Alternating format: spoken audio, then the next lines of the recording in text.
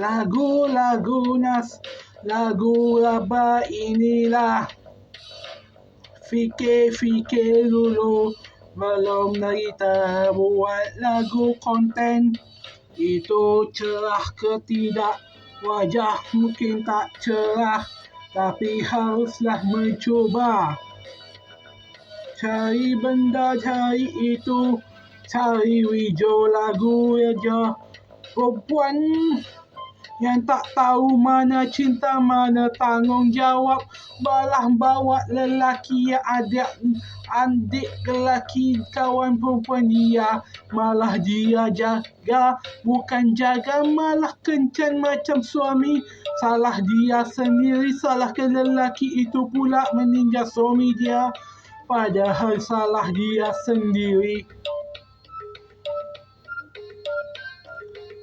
Perempuan yang tak tahu mana cinta, mana itu.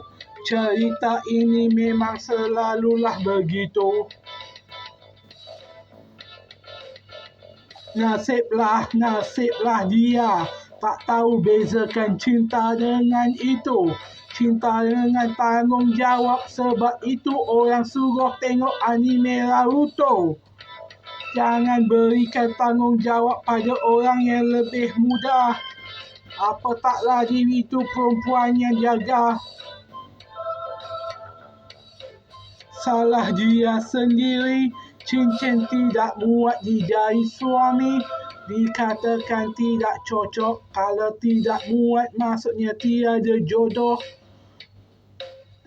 Perkahwinan letak kerana sang wanita, tapi dia salahkan lelaki yang dia jaga. Salah dia sendiri, siapa suruh jaga betul.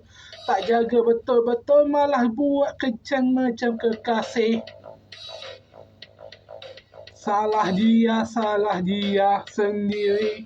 Kena pilih, kerana tak pandai jaga tanggungjawab. Bezakan tanggungjawab dengan cinta. Itulah nasib pasangan itu. Dia ingat dia termasuk ke dunia yang sama dengan suami. Ingat Tuhan saya, penulis novel dia pun tahu. Tulis novel dia tak jelas. Dalam cinta dia tidak maram. Itu lagu apatah kekasih dia. Cerai juga akhirnya.